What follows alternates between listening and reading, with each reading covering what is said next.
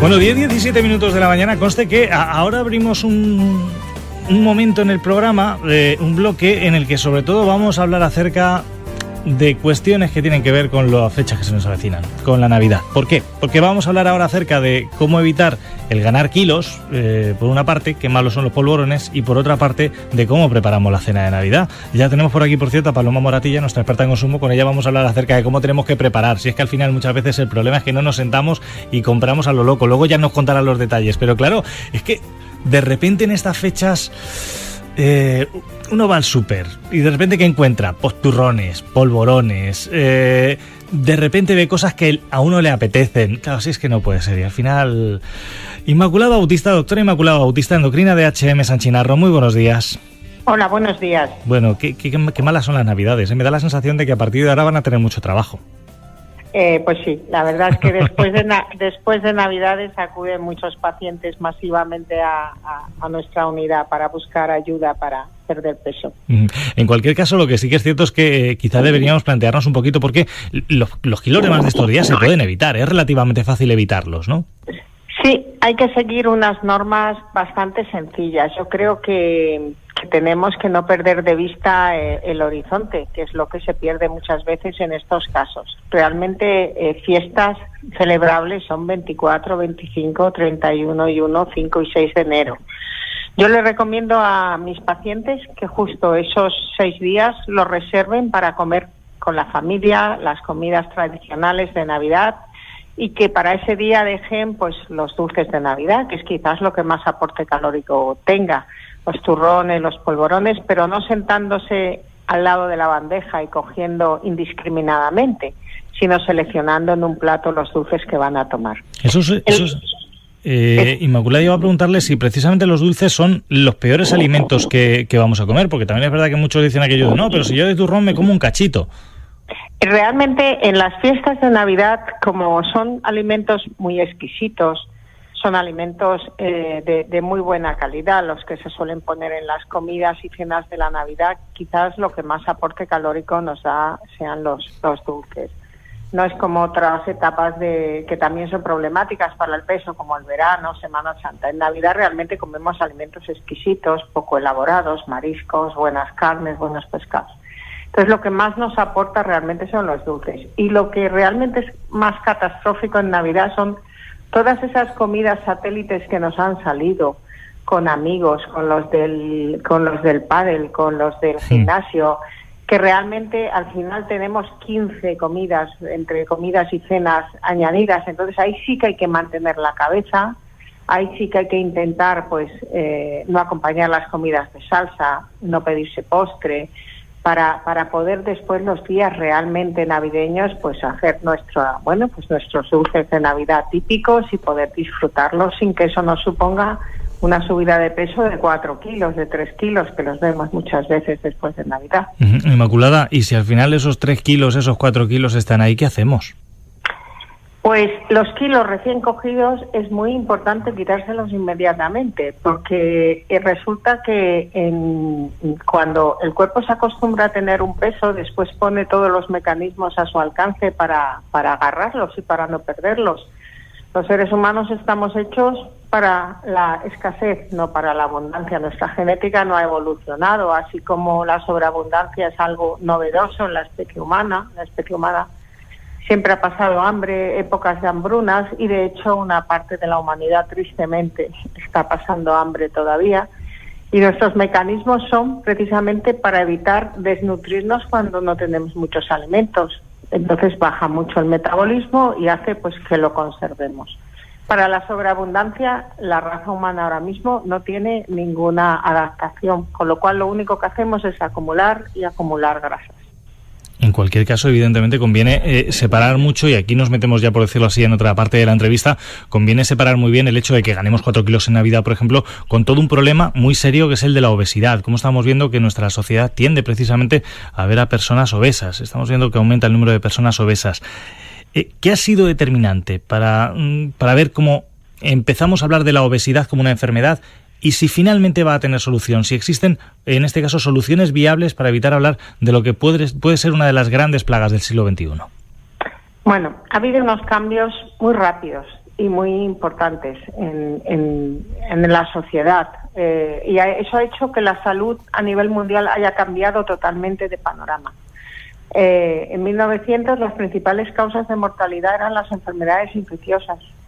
Y hoy en día las principales causas de mortalidad son las enfermedades crónicas, de las cuales la patología cardiovascular, los accidentes cerebrovasculares y la diabetes y el cáncer están íntimamente relacionadas con la obesidad. ¿Por qué se ha producido esta epidemia de obesidad? Pues fundamentalmente ha habido un cambio muy importante de hábitos nutricionales y de actividad física. Las comidas preelaboradas, el exceso del consumo de grasas, el déficit de consumo de frutas y verduras, el alejamiento de los patrones tradicionales, especialmente de la dieta mediterránea, es una causa importante de obesidad. Y también nuestros estilos de vida más sedentarios. Y también realmente la epidemia de obesidad supera realmente estos cambios. Se piensa que hay otros factores implicados en los cuales se están haciendo estudios muy interesantes, como los cambios en la microbiota intestinal, que parece ser que también podrían estar implicados en esta epidemia de obesidad. La nutrigenómica también está alcanzando ahora mismo un nivel mayor. No sabemos si vamos a ser capaces de controlar la epidemia de obesidad. Tenemos noticias buenas, como el estudio Aladino, donde se ha visto que ha disminuido la prevalencia de sobrepeso y obesidad en niños de 6 a 9 años en España. Por tanto, yo creo que el principal factor es educacional. Es un tema de educación en buenos hábitos y esto desde los colegios quizá sea uno de los principales escenarios donde empezar a trabajar contra la obesidad. Es importante evitarlo en los niños, ¿no? Fundamental, porque los niños obesos tienen 5 veces más posibilidades de convertirse en adultos obesos. Por tanto, el que un niño ya desde pequeño permitamos que sea obeso es ya predisponerlo con un porcentaje altísimo a tener obesidad en el adulto. No se debería permitir que ningún niño fuese obeso si está en nuestra parte. Y realmente, iba a decir, sí, Inmaculada, que no es especialmente complicado. Es decir, al final se trata de vigilar un tanto su alimentación. Y iba a decir obligarles a moverse. No es cuestión de obligarles, no es cuestión de invitarles, de hacerles jugar, el recuperar hábitos que hasta ahora eran bastante normales. Pues son cosas que son fáciles de hacer, porque además las intervenciones sobre niños realmente son muy satisfactorias, porque los niños comen lo que les ponemos en casa y el estilo de vida es el que los padres les hacen llevar. Por tanto, yo cuando vienen niños a nuestra consulta siempre le digo a los padres que debemos de evitar todas aquellas actividades que se hagan sentado. Ahora en época de Reyes, en época de regalos, pues intentar que los niños se les regalen patines, bicicletas, cosas para jugar en la calle, no videoconsolas ni instrumentos de este tipo, porque un niño que se educa en hábitos no sedentarios probablemente sea un adulto no sedentario. Son cuestiones que se prorrogan mucho a lo largo de la vida. Luego, por lo demás, es verdad, por ejemplo, que hemos visto cómo los niños tienen muy naturalizado, bueno, los niños y los mayores, en este sentido, por ejemplo, el hecho de que pueden tomar refrescos, de que hay determinadas bebidas, porque al final tienen un altísimo contenido en azúcar y precisamente contra ellas es contra la que va el nuevo impuesto que pone en marcha ahora el gobierno. ¿Es suficiente? Estamos viendo cómo la medida se ha adoptado en otros países, por ejemplo, en Inglaterra se llevó a cabo. ¿Al final termina teniendo un efecto positivo ese impuesto sobre las bebidas azucaradas?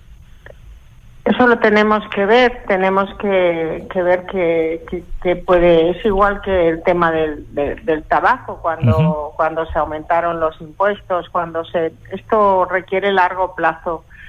Pero yo creo que la prohibición absoluta de las cosas tampoco. Hay que educar a las personas a hacer las cosas adecuadamente. Una cosa es que se tomen un refresco en un día festivo, en un cumpleaños, en algo así, y otra cosa es que la principal bebida de ese niño, como ocurre por ejemplo en Estados Unidos, sean los refrescos azucarados.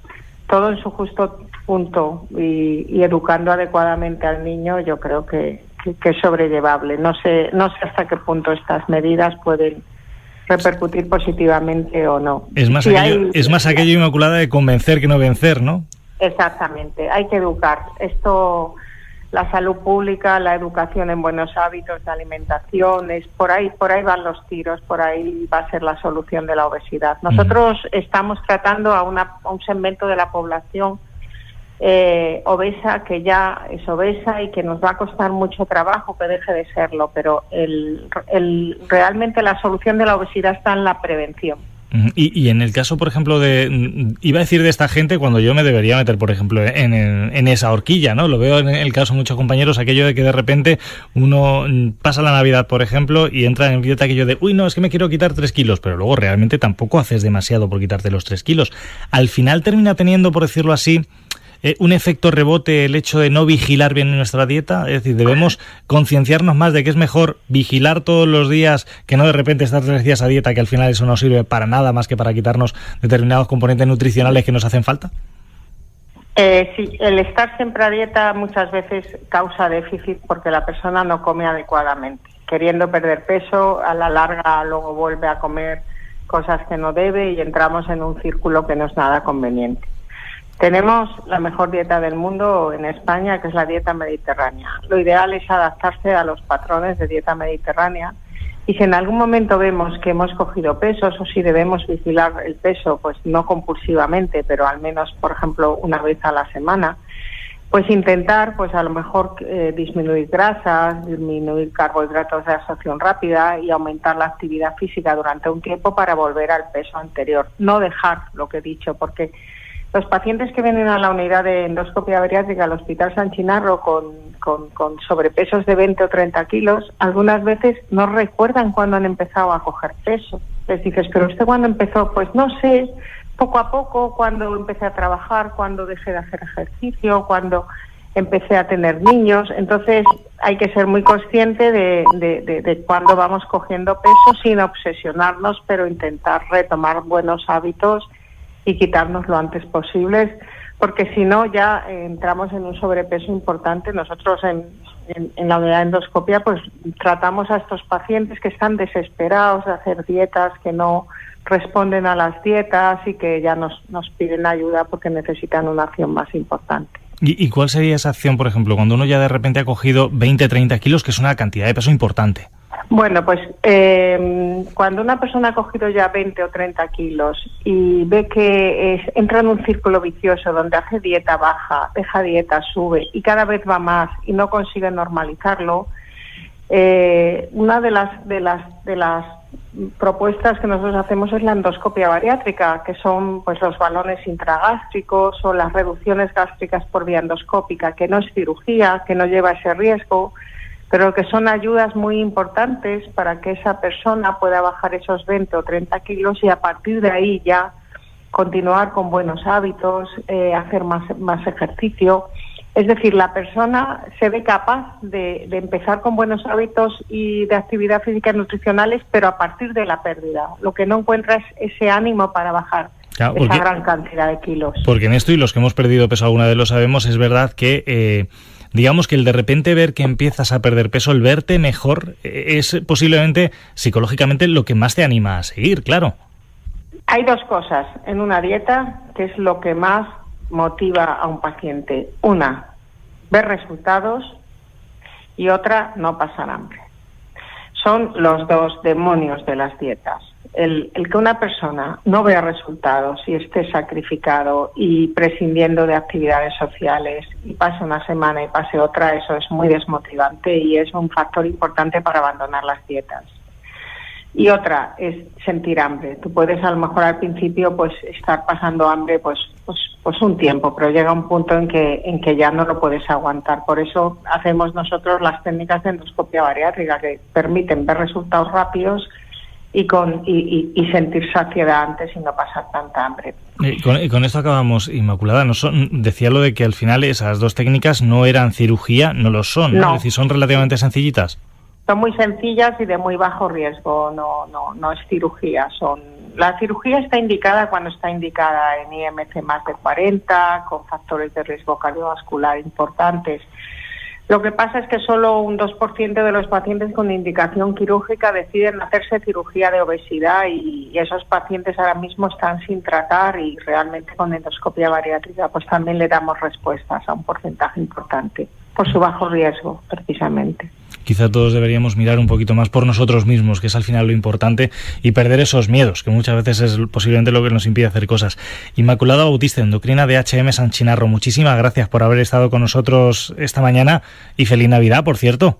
Muy feliz Navidad y muchas gracias a ustedes. Encantados, muy buenos días. Ya saben que un abrazo. Esta sección nos llega de la mano del Hospital HM y Toledo.